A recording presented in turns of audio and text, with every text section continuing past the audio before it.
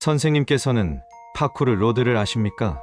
그는 마치 공룡이나 로봇, 자동차 따위를 보는 어린아이처럼 파란 안광을 반짝이며 내게 물었다. 파쿠르 로드요? 아니요. 잘 모르겠습니다. 혹시 파쿠르라는 것은 들어보셨죠? 지붕 위로 건물 사이사이를 뛰어넘어 다니는 스포츠? 라고 해야 할까요? 뭐 그런 거 아닙니까? 유튜브에서 몇 번 본 적 있습니다. 예, 맞습니다. 요즘 위험하다고 뉴스까지 나오는 바로 그거요. 파쿠르 로드라는 건 그 파쿠르와 길을 뜻하는 로드의 합성어입니다. 직역하자면 파쿠르를 하는 길이라는 뜻이 되겠네요. 파쿠르 로드를 설명하는 그에게 이미 그것은 흥미 이상의 것이 된 게 분명했다. 그의 얼굴에는 전에는 볼 수 없었던 옅은 미소가 보였다. 이 파쿠르라는 게 좀 위험한 게 아니지 않습니까? 이 파쿠르 하는 유튜브 같은 거 찍다가 높은 건물에서 떨어져 죽었다는 뉴스가 하루 이틀 나온 게 아닙니다. 아무래도 제가 본 취미 중에는 그 뭐냐, 윙슈트였나. 그거 다음으로 위험한 것 같네요. 예, 그쵸. 근데 이 윙슈트랑은 또 가장 다른 점이 굉장히 자유분방하다는 겁니다. 글쎄요. 아무래도 하늘을 날아다니는 윙슈트가 더 자유롭지 않을까요? 하하, 확실히 그렇게 생각한다면 윙슈트가 더 자유로울 수 있겠네요. 다만 제가 말씀드린 건 그걸 하는 장소를 말씀드린 것이었습니다. 장소요? 예, 윙슈트나 스카이다이빙 같은 건 지정된 장소나 할 수 있는 장소가 따로 존재하지 않습니까? 근데 이 파쿠르라는 건 따로 정해진 장소가 없습니다. 고층 건물의 옥상, 지붕 위, 가깝게 양쪽으로 붙은 벽, 창문, 계단, 심지어는 뭐 인공적인 구조물이 없는 숲에서도 나무 같은 걸 탈 수 있지 않습니까? 나무를 타기 시작하면 그건 파쿠르보다는 자연인이 되는 거 아닙니까? 타잔처럼요. 하하, 평소 같았으면 담당 환자의 길고 개인적인 이야기를 듣는 것은 아주 지루한 일이었을 테지만 그의 이야기는 달랐다. 여기저기 상을 많이 탄 작가라고 했던가? 별로 좋아하는 장르의 소설이 아니어서 잘은 모르지만 역시 사람을 휘어잡는 이야기. 뭐랄까 일상적인 대화 속에서도 필력이 느껴졌다. 아무튼 이 파쿠르라는 게 장소에 상관없이 아무 곳에서나 할 수 있는 행위라고 말씀드렸죠?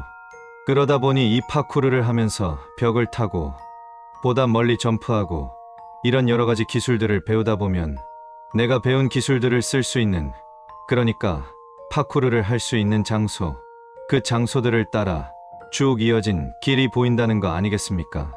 그런 경지에 이르면 이 파쿠르에 통달했다고 하더라고요.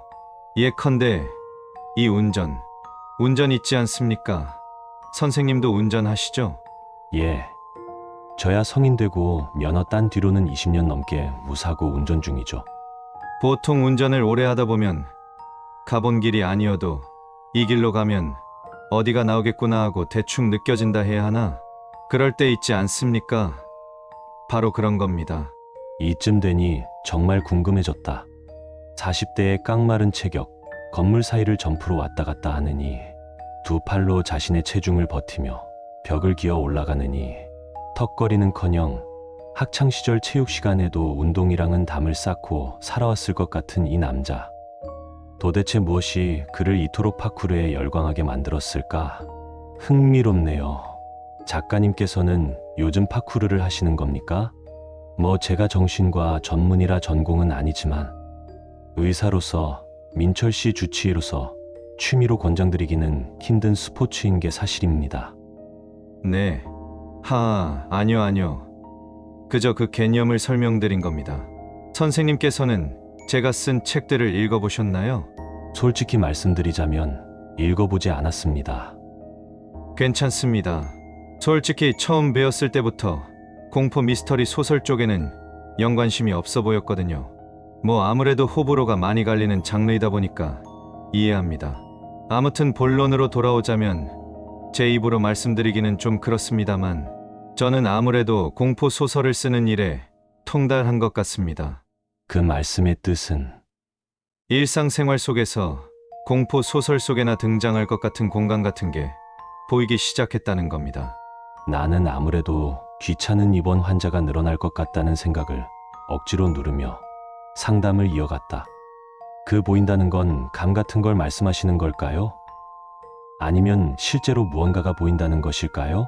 육안으로 보이지는 않습니다.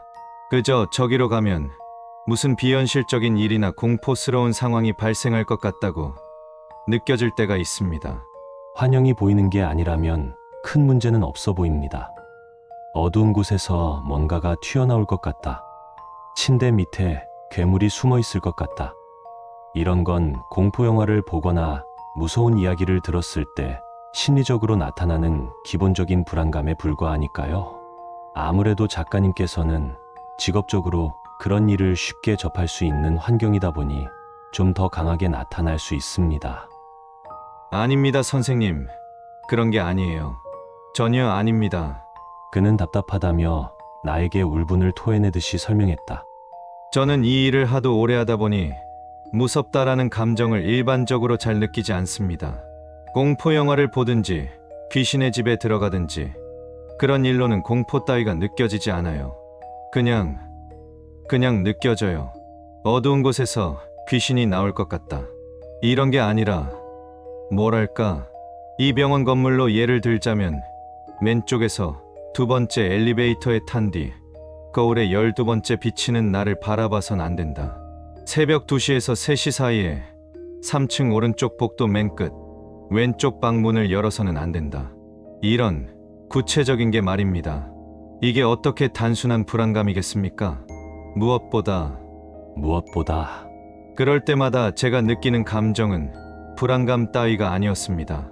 불안감이 아니라면 그것은 호기심, 충동, 아주 강한 충동입니다. 마치 인지심리학의 코끼리를 생각하지 마시오. 통설처럼 하면 안 되는 금기사항이 떠오를 때마다 하고 싶어 미치겠어요. 그건 상당히 위험할 수도 있겠는데요.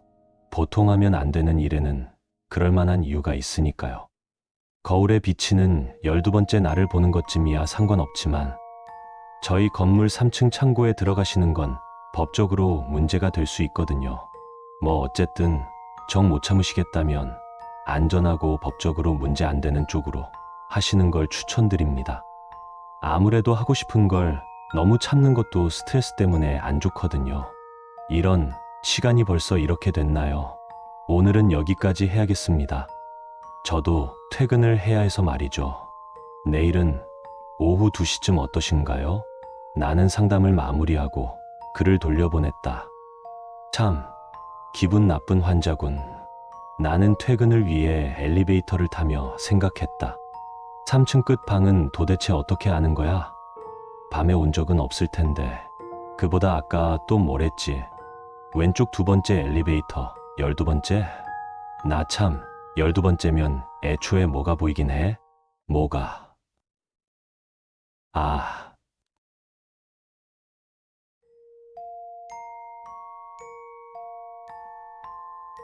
당신은 헌신적인 사랑이 있다고 생각하십니까? 부모님이 자식을 여기는 마음 같은 사랑이 가득 담긴 말 그대로 헌신적인 사랑. 하물며 부모의 헌신적인 사랑도 언젠가는 희미해지기 시작합니다. 자식이었던 생물체는 질풍노도의 사춘기 시절을 거쳐 인격이 형성되고 가치관이 뚜렷해지기 시작하면서 자기와는 다른 가치관을 가진 인격체인 부모라는 존재와 대립하기 시작합니다.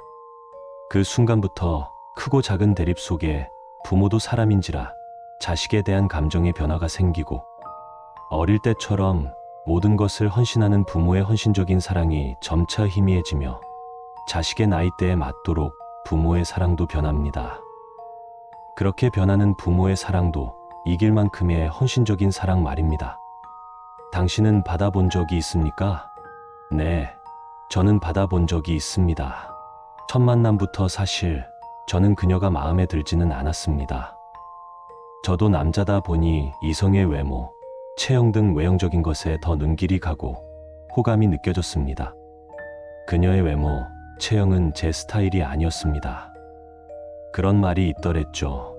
여자는 남자가 못생겨도 자신을 계속 사랑해주고 헌신해주면 콩깍지가 씌어지면서 잘생겨 보이고 진정한 사랑이라는 감정을 느끼지만 반대로 남자는 여자가 못생기면 아무리 노력해도 진정한 사랑이라는 감정까진 느끼지 못한다고 합니다. 그래서 미녀와 야수 커플은 있어도 추녀와 미남 커플은 보기 아주 드물다고요. 그녀는 정말로 헌신적이었습니다. 말 그대로 저의 모든 것을 사랑해주는, 제가 어떤 일을 하더라도 심지어 살인 같은 끔찍한 중범죄를 저질러도 부모도 못해줄 것 같다고 생각하는 것들을 눈 하나 깜빡이지 않고 저를 보듬어주고 감싸 안아줄 존재였습니다. 죽으라고 말하면 껌뻑 죽는 신용이라도 하는 그녀였습니다. 시간이 지나갔습니다. 100일, 200일, 300일. 그렇게 다른 커플들도 챙기는 100일 단위 기념일이 왔을 때도 저는 그저 아무것도 준비하지 않고 그녀가 나오라는 약속 장소의 옷까지만 대충 걸쳐 입고 슬리퍼를 직직 끌며 나왔습니다. 하지만 그녀는 언제나 한박 웃음을 지으며 저를 향해 두 팔 벌려 해맑게 뛰어오더군요. 그녀는 저를 향해 인상을 찌푸리거나 울상짓는 일을 맹세컨대 단 한 번도 하지 않았습니다. 제 모든 말에 고개를 끄덕여 주었으며 항상 어딜 가든 저와 붙어 있으려 했고, 제가 어쩌다가 발을 헛디거나 어딘가에 걸려 넘어질 뻔하면 심장이 덜컥 내려앉는 표정을 하며 괜찮냐고 물어봐줬습니다. 시간이 더 지나고 점점 저도 그녀가 좋아지기 시작했던 순간도 있었습니다. 그녀의 기분을 살피게 되었고 제가 그녀에게 하는 행동에 신경을 쓰기 시작했습니다. 제가 평소에 하지 않았던 탓일까요? 저의 아주 작은 호의에도 그녀의 눈시울이 붉어지며 감동받은 표정으로 저를 봐주었습니다. 하지만 그동안 받아만 온 탓인지 그런 감정이 드는 것도 순간이었고 전 또 다시 그녀에게 무관심해지기 시작했습니다. 그럼에도 그녀의 헌신적인 사랑은 변함이 없었습니다. 그녀는 제가 옷에 뭐라도 잔뜩 흘리면 물티슈와 휴지로 닦아줄 뿐 아니라 근처 옷가게에 뛰어가 갈아입을 옷을 사줬고 코인 세탁소를 찾아 세탁까지 해주었습니다. 그래요. 그녀가 바보 같을 수 있습니다. 또한 저한테 쓴소리나 험담, 손가락질들을 할 수도 있습니다. 하지만 그녀도 행복해 보였고 저 또한 이런 경험은 처음이었기에 싫지 않았습니다. 저희 둘이 만족하고 있으니 주변인들의 왈가왈부 따위는 들리지 않았습니다. 오늘은 그녀와 1년이 되는 날입니다. 다른 커플들에겐 기쁜 날이겠죠. 처음으로 같이 하는 1주년이 뜻깊다고들 생각할 겁니다. 하지만 저는 오늘도 역시 그녀에게 두근거리는 설레임이나 특별함은 느끼지 못했습니다. 그래서 여느 때와 같이 옷가지를 대충 걸치고 시큰둥한 표정으로 나갔습니다. 그런데 오늘은 그녀가 좀 이상합니다. 평소에는 하지도 않는 부탁을 하며 이거 해줬으면 좋겠다, 저거 해줬으면 좋겠다. 갑자기 짜증이 났습니다. 제가 이기적인 건 압니다. 그래도 어쩌겠습니까? 사람은 누구나 자신의 감정이 제일 최우선 순위이니까요.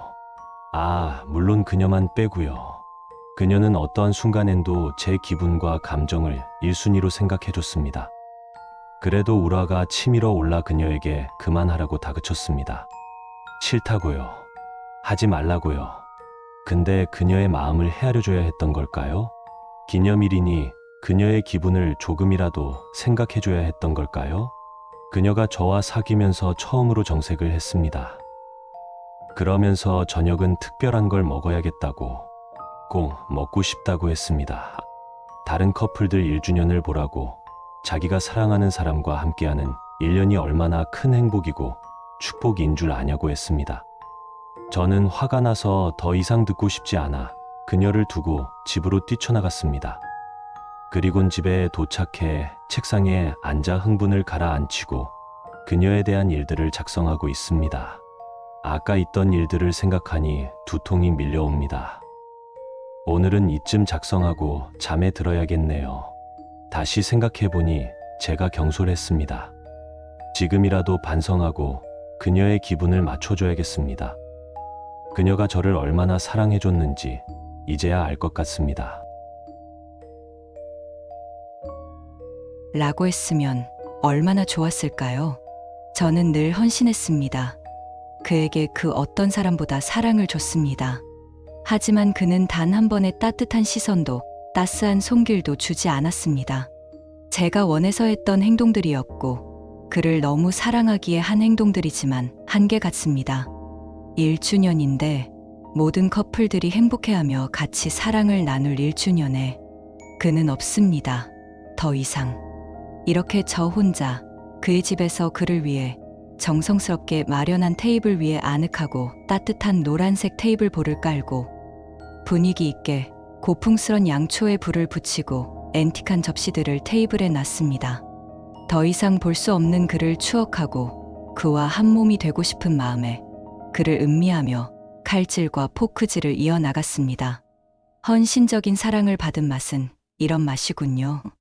왜 다들 제 헌신적인 사랑에 답해주지 않을까요? 그래도 오늘 5번째로 저와 한 몸이 된 그도 여태 그랬던 다른 이들처럼 저와 함께 다시 태어날 겁니다. 헌신적인 존재로. 지금은 무척이나 그립습니다. 그들이.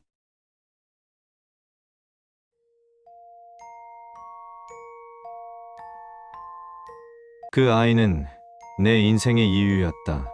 눈에 넣어도 아프지 않을 딸, 하루의 시작과 끝이 전부 그 아이였다. 밥을 먹을 때도, 일을 마치고 돌아올 때도 문득 떠오르는 건 늘 그 웃음이었다. 작고 말이 많고 세상에 무서울 게 없는 아이. 그 아이를 지켜보는 일만으로도 나는 이 세상에서 꽤 괜찮은 아버지인 것처럼 느껴졌다.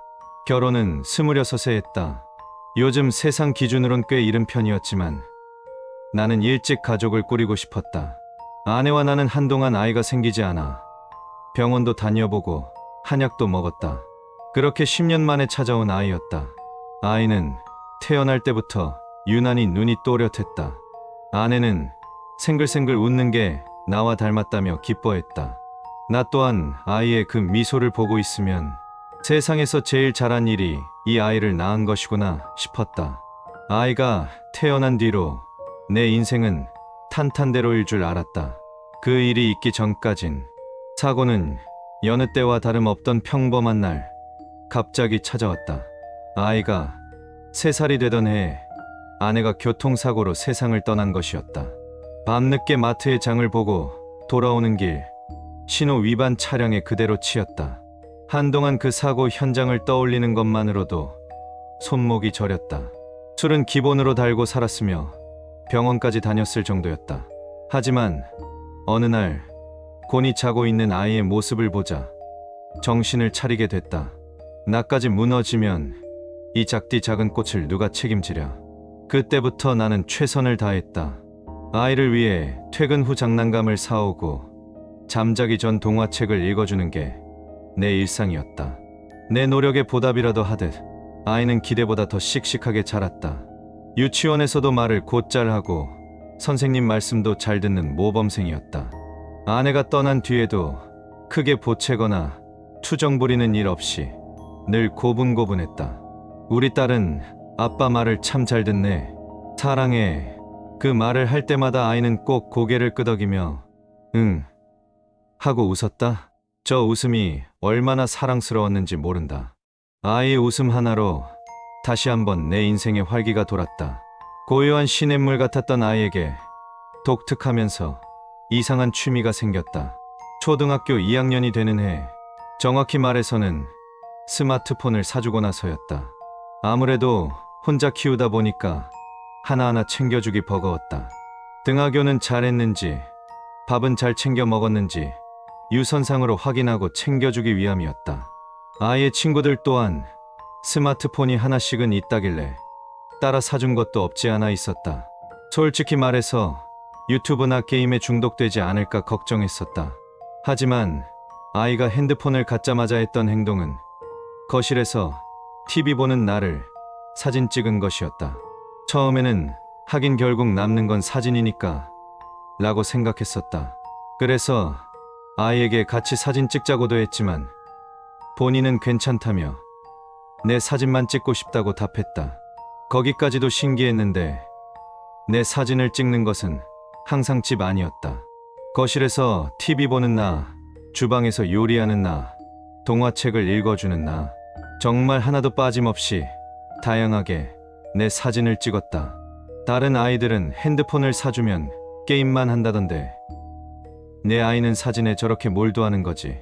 기특하기도 했지만 한편으로는 신기했다. 라고 생각하고 있었는데 가정통신문이 도착한 날이었다. 아이가 먼저 잠들었을 즈음 나는 가정통신문의 안내를 읽었다. 최근 스마트폰 사고가 늘어나 부모님은 아이의 스마트폰에 보호 어플을 다운받아 달라는 안내였다. 이런 어플도 있었나 하며 보호 어플을 다운받기 위해 아이의 스마트폰을 열었다. 그때 문득 갤러리가 보였다. 아이는 내 사진을 보관 용도로 찍은 걸까? 가짜는 궁금증을 못 이겨 갤러리에 들어갔다. 당연하게도 아이의 갤러리엔 내 사진으로 가득했다. 참 귀여우면서 별난 아이야 라고 생각하던 사이 못 보던 내 사진이 있었다. 자고 있는 내 사진. 아이의 갤러리 속 내 사진은 플래시를 사용하지 않아 어둡기만 했다. 베개에 얼굴을 파묻은 듯한 나를 코앞에서 찍은 듯했다. 촬영 시간을 확인하자 새벽 3시였다. 새벽 3시에 일어나서 날 찍은 것이다. 당황스러웠다. 대체 이건 왜 찍은 거지? 머릿속은 의문만 남았다. 하지만 의문이 섬뜩함으로 바뀐 건 곧장이었다. 5장 뒤에선 자고 있는 내 모습이 또 있었기 때문이었다. 다음날 새벽 3시 촬영. 이번엔 자고 있는 나의 뒤통수였다. 식은땀이 흐르고 있었다. 설마 하며 다음 장을 넘겼다. 5장 뒤. 다음날 새벽 3시 자고 있는 내 발밑에서. 5장 뒤. 다음날 새벽 3시 자고 있는 내 머리맡에서. 5장 뒤. 다음날 새벽 3시 자고 있는 내. 이게 뭐야? 거의 20장이 넘게 찍혀 있었다. 스마트폰을 사준 것은 약 한 달 전. 그러니까 하루도 빠짐없이 내가 자고 있는 모습을 찍은 것이었다. 새벽 3시에 일어나서 내 방으로 와서 뭐해? 소스라치게 놀랐다. 내 뒤에 하품을 하며 눈을 비비고 있는 아이가 있었다. 빠르게 스마트폰을 뒤로 숨겼다. 아, 자다 깼니? 내가 묻자 아이는 그렇다는 듯이 고개를 끄덕였다. 그거 내 핸드폰 아니야? 아이가 내 손에 들려있는 스마트폰을 가리키며 말했다. 어떻게 답해야 할지 혼란이 왔다. 하지만 이건 짚고 넘어가야 할 일이라고 생각해 곧장 물었다. 우리 딸, 이게 뭔지 설명해 줄 수 있어? 자고 있는 내 사진들을 보여주며 말했다. 그러자 아이의 얼굴은 잿빛으로 물들었다. 그런 표정은 처음이었다. 들킨 듯한 표정이 아니라 공포에 질린 표정이었다. 왜 남의 걸 함부로 봐? 아이가 소리를 지르며 뛰어왔다. 내가 들고 있는 스마트폰을 뺏으려 안간힘을 냈다. 대체 왜 찍은 거지? 내 사진이 뭐길래? 이유를 알고 싶었다. 내 눈앞에 보이는 공포 질린 아이는 마치 다른 사람인 것 같았다. 아빠 사진을 대체 그동안 왜 찍은 거야? 그리고 자고 있는 사진은 뭐야? 어떤 이유인지 말해주면 돌려줄게. 끝까지 스마트폰을 사수하며 말했다. 그러자 아이는 포기했다는 듯 스마트폰을 향해 뻗던 손을 내려놓았다. 이젠 울먹이고 있다. 때가 되면 돌아온다 했단 말이야. 아이가 끝내 입을 열었지만 도통 이해할 수 없는 말이었다. 때가 되면 돌아온다고. 누가 돌아와? 내 질문에 돌아온 답은 비수처럼 꽂혔다. 엄마가 돌아온다고 했어. 매일 아빠가 하는 행동을 한 달 동안 전부 찍어달래. 그래야 돌아올 수 있대. 대신 아빠한테 들키지 말래. 들키면 영영 못 돌아온대. 오늘이 마지막 날이었단 말이야. 오늘만 끝나면 엄마를 볼 수 있었단 말이야.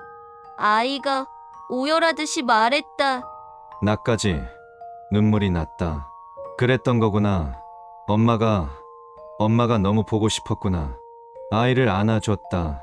이 작디 작은 꽃이 얼마나 힘들었을까 싶었다. 아이는 내 품에 포개어 계속해서 눈물을 흘렸다. 나 또한 아내 생각이 나서 눈물이 났다. 문제가 뭘까? 이젠 괜찮을 줄 알았는데. 미안해, 여보. 더 잘해줬어야 했는데. 미안해. 보고 싶어. 그날따라 손목이 저렸다.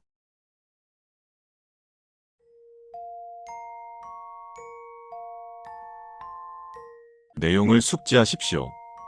준비물을 제공한 용도 외로 사용하지 마시오. 소리치지 마시오. 상황에 의문을 갖지 마십시오.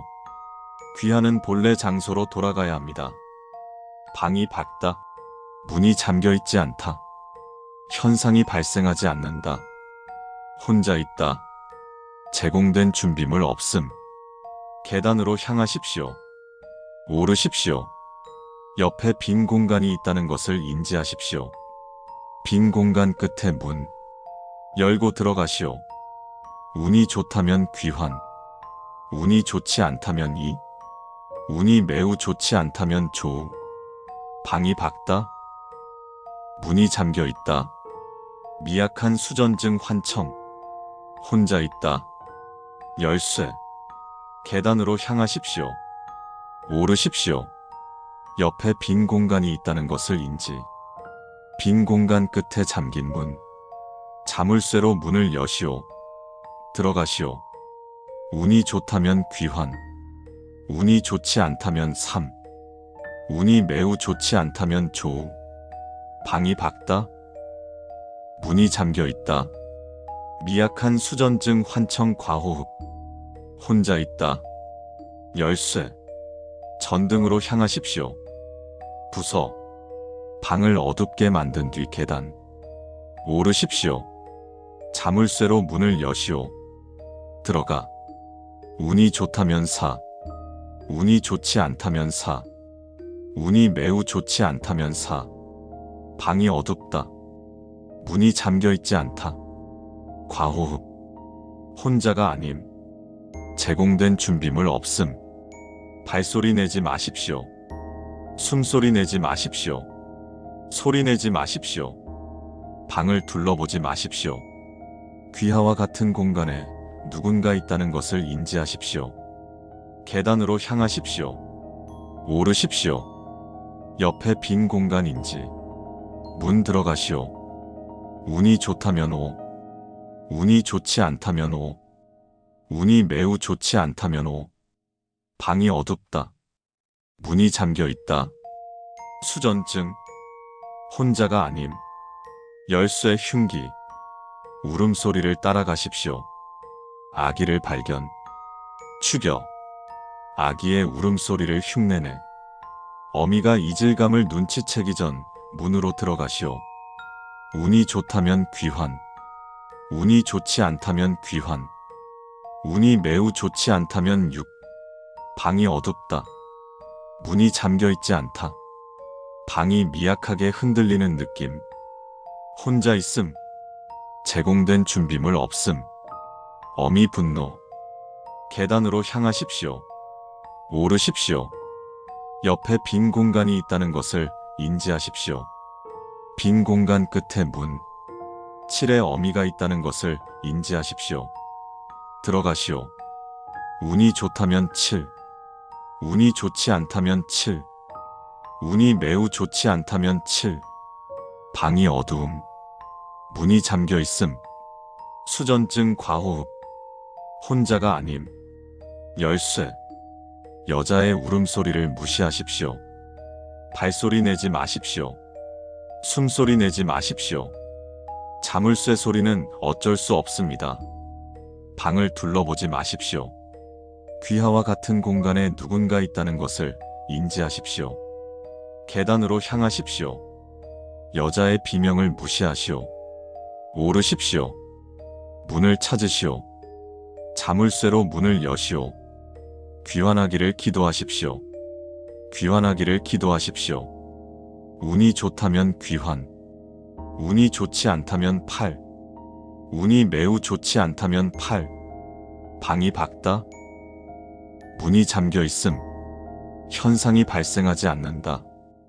뒤에 제공된 준비물 없음. 뒤돌아.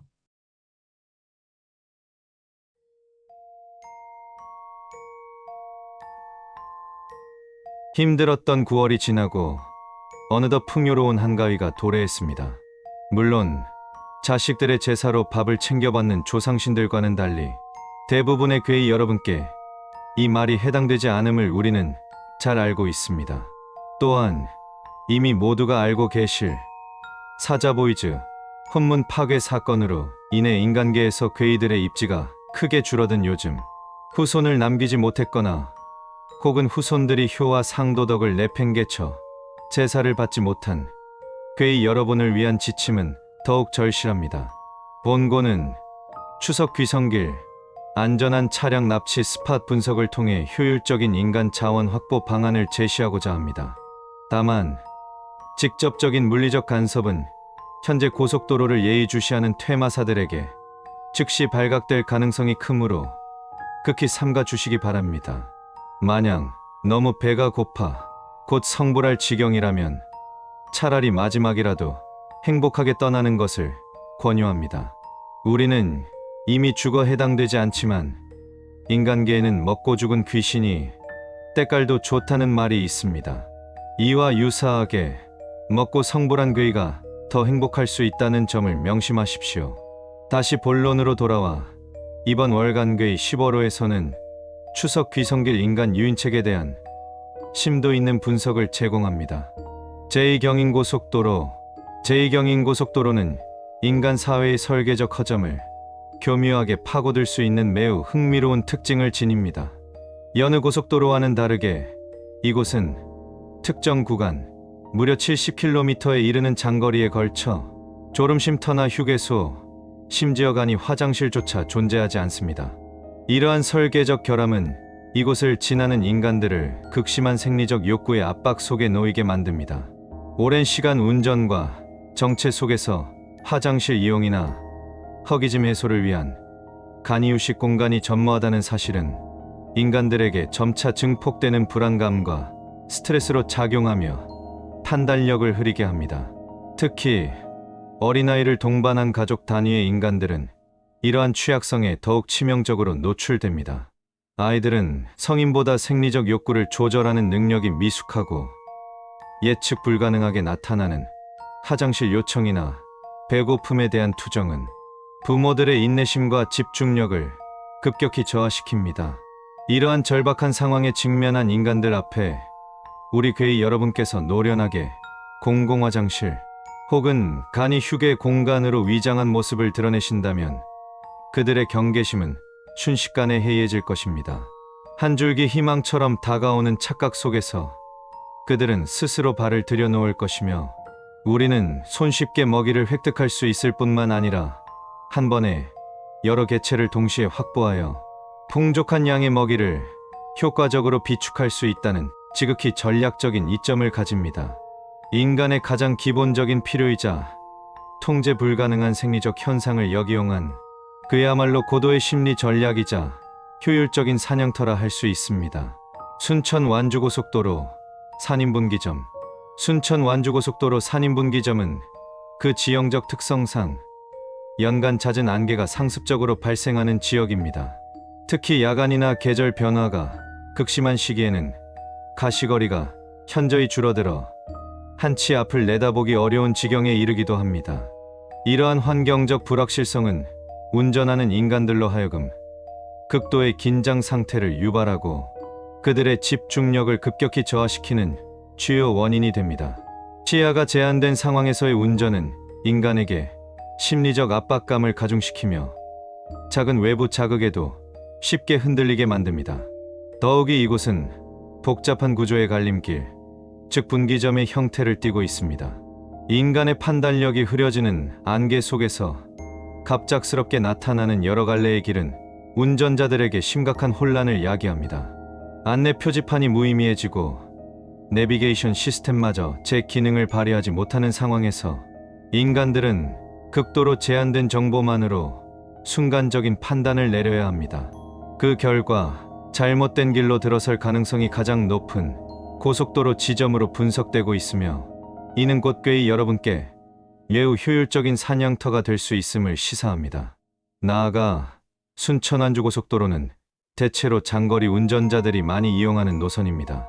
따라서 산인분기점까지 도달한 운전자들은 이미 오랜 시간 운전으로 인한 피로에 찌들어 있을 가능성이 매우 높습니다. 육체적 피로는 판단력과 반응 속도를 둔화시키고 졸음운전의 위험까지 높이는 결정적인 요소입니다. 이러한 인간의 육체적 한계는 안개로 인한 시야 확보의 어려움과 복잡한 분기점 구조가 결합될 때 시너지 효과를 내어 인간들을 더욱 취약한 상태로 몰아넣게 됩니다. 서해안 고속도로, 한국의 고속도로망에서 경부고속도로는 지난 5년간 추석 명절에만 무려 24건의 사고를 기록하며 이제는 명실상부한 궤이들의 전통적 핫플레이스로 확고히 자리 잡았습니다. 매 명절마다 안정적인 자원 확보를 보장하는 곳으로 인식되어 왔으며 이번 추석 역시 수많은 궤이들이 이곳으로 집결하여 한탕을 노릴 것이라는 예측이 지배적입니다. 그러나 이러한 집중은 양날의 검과 같습니다. 과도한 밀집은 극심한 경쟁을 유발하여 개별 궤이의 자원 확보 성공률을 떨어뜨릴 뿐만 아니라 퇴마사들로부터의 집중적인 감시와 개입을 초래할 위험을 대폭 증가시킵니다. 이미 익숙한 패턴에 따른 퇴마사들의 전략적 대응은 우리의 활동을 더욱 어렵게 만들 것입니다. 따라서 이러한 고위험, 고경쟁 구도에서 벗어나 보다 안전하고 효율적인 자원 확보를 위해서는 새로운 전략적 선택지가 필요합니다. 이에 우리는 경부고속도로보다는 상대적으로 덜 알려졌으나 잠재력이 매우 큰 서해안고속도로를 강력하게 추천해드립니다. 서해안고속도로는 지난 5년간 추석 명절 동안 총 17건의 사고 통계를 보이며 이는 결코 무시할 수 없는 수치이자 꾸준한 급성장세를 입증하는 지표입니다. 현재까지는 경부고속도로에 비해 궤이들의 인지도가 낮아 경쟁이 덜하고 퇴마사들의 집중적인 경계망에서도 다소 벗어나 있어 상대적으로 안전하게 활동할 수 있는 환경을 제공합니다. 본 연구소의 심층 분석에 따르면 서해안고속도로는 해안선과 인접한 지형적 특성으로 인해 기상이변, 특히 짙은 해무나 돌풍 등으로 인한 돌발 상황 발생 확률이 높습니다. 이는 인간 운전자들의 판단력을 흐리게 하고 사고 위험을 높이는 요소로 작용할 수 있습니다. 또한 수도권에서 서남부 주요 도시들을 잇는 핵심 동맥으로서 통행량이 꾸준히 증가하고 있다는 점도 장기적인 관점에서 자원 확보의 안정성을 높이는 요인으로 작용합니다. 현재의 성장 추세를 감안할 때 서해안고속도로는 향후 3년 내로 경부고속도로에 필적할 만한 주요 자원 확보 거점으로 급부상할 것이라 예측합니다. 경쟁 완화와 자원 분산을 통한 효율성 극대화는 물론 퇴마사들의 감시망을 분산시키는 전략적 분산 투자의 효과를 가져올 수 있습니다. 따라서 지금이야말로 서해안고속도로를 새로운 핵심 사냥터로 인식하고 적극적으로 공략하여 다가올 겨울을 대비하는 현명한 선택을 할 시점입니다. 영동고속도로 대관령 구간, 전국 고속도로 중에서도 영동고속도로 대관령 구간은 그 길이 험하기로 정평이 나 있습니다. 이곳은 강원도의 험준한 산악 지형을 관통하며 끊임없이 이어지는 가파른 경사오르막과 내리막, 예측 불가능한 급커브 구간, 그리고 잦은 안개와 겨울철, 폭설이라는 극심한 기상 조건이 복합적으로 작용하는 곳입니다. 이러한 지형적, 환경적 특성은 숙련된 운전자들에게도 늘 긴장감을 유발하며 순간의 부주의가 대형 사고로 이어질 수 있는 위험천만한 구간으로 인식되어 있습니다. 바로 이러한 본연의 위험성 때문에 이곳은 고의적인 사고를 자연스러운 사고로 위장하기에 최적화된 전술적 거점이 됩니다. 그의 여러분께서는 차량의 미세한 시스템에 간섭하여 브레이크나 엑셀러레이터 페달을 아주 교묘하게 조종함으로써 인간 운전자의 제어 능력을 상실하게 만들 수 있습니다. 육안으로는 단순한 운전자 부주의나 차량 결함으로 인한 사고로 비치게 하여 퇴마사들의 예리한 시선으로부터 의심을 효과적으로 회피하며 자원을 획득할 수 있는 고도의 기술적 우위를 점할 수 있는 구간입니다. 본래 도로의 특성이 사고 발생 가능성을 내포하고 있으므로 외부 개입의 흔적을 숨기기 용이하다는 점은 이 구간의 최대 장점이라 할 수 있습니다. 그러나 우리는 동시에 이 구간의 난이도를 낮게 평가해서는 안 됩니다. 영동고속도로 대관령 구간은 운전하기 까다롭다는 인식이 널리 퍼져 있어 굳이 이곳을 제 발로 찾아오는 운전자들은 대부분 장거리 운전에 능숙하며 고속도로 상황 대처 능력이 뛰어난 숙련된 운전자들임을 의미합니다. 이들은 평범한 함정이나 미미한 간섭에는 쉽게 반응하지 않을 가능성이 높으며 돌발 상황에서도 비교적 침착하게 대응할 수 있는 능력을 갖추고 있습니다. 따라서 이곳에서의 자원 확보는 결코 쉬운 싸움이 아님을 인지하고 이전의 방법들보다 훨씬 더 정교하고 은밀한 접근 방식을 채택해야 합니다. 고도의 집중력과 기술력을 바탕으로 미세하고 예측 불가능한 타이밍에 개입하거나 운전자가 미처 인지하지 못할 정도의 미세한 변화를 누적시키는 등 보다 고차원적인 조작과 기술적 정밀함을 요구합니다. 숙련된 사냥꾼만이 숙련된 사냥감을 잡을 수 있다는 격언처럼 이곳은 괴이 여러분의 역량을 최고로 시험하는 전장이 될 것입니다. 지난 9월 우리는 괴이 단체 성불 사건이라는 전례 없는 비극과 사자보이즈 혼문 파괴 사건이라는 충격적인 사태를 경험하며 우리 괴이계 전체의 존립 기반이 흔들리는 위기를 뼈저리게 인식했습니다. 과거 어느 때보다 인간들의 감시가 강화되고 활동 영역이 제약되는 엄중한 시기입니다. 이러한 상황 속에서 단순한 개체의 생존을 넘어선 종족 보존이라는 대의는 그 어떤 가치보다 우선시되어야 할 절대적인 가치로 부상합니다. 이는 곧 우리 괴이 공동체의 미래를 수호하고 독자적인 정체성을 지키기 위한 피할 수 없는 의무이기도 합니다. 특히 다가올 혹독한 겨울은 그 어느 해보다 길고 추운 시기가 될 것으로 예측되며 우리 괴이들을 깊은 움츠림 속에 가둘 것입니다. 지금 우리가 맞이하고 있는 이 한가위는 단순히 인간들의 명절을 넘어 다가오는 추위와 고난의 시기를 성공적으로 극복하고 종족의 명맥을 잇기 위한 마지막 전략적 사냥 타이밍입니다. 이 절호의 시기를 놓친다면 혹한의 겨울은 준비되지 못한 수많은 괴이들을 또다시 성불의 길로 이끌어갈 수도 있음을 우리 모두는 비극적인 경험을 통해 인지하고 있습니다. 따라서 본 칼럼에서 제시된 제2경인고속도로의 인간 생리적 약점 공략, 순천 완주고속도로 산인분기점의 환경적 요소 활용, 서해안고속도로의 전략적 신흥 자원 확보, 그리고 영동고속도로 대관령 구간의 사고 위장을 통한 정교한 자원 획득 방안들을 단순히 하나의 정보로만 치부하지 마시기 바랍니다. 이 전략들은 각각의 환경적 특성과 인간의 심리적 취약점을 면밀히 분석하여 도출된 귀한 지침입니다.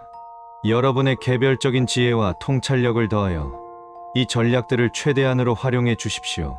그리하여 성공적인 사냥을 통해 충분한 먹거리를 확보하고 영양분을 비축함으로써 우리 괴이 모두가 물리적으로 그리고 정신적으로 진정으로 풍성한 한가위를 보내시기를 간곡히 기원합니다.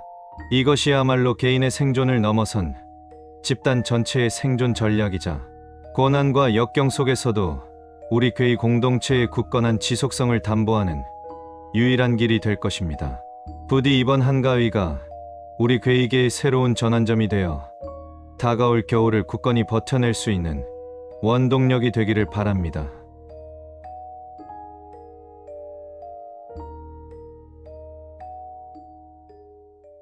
인간이 느끼는 가장 강력하고 오래된 감정은 공포이다.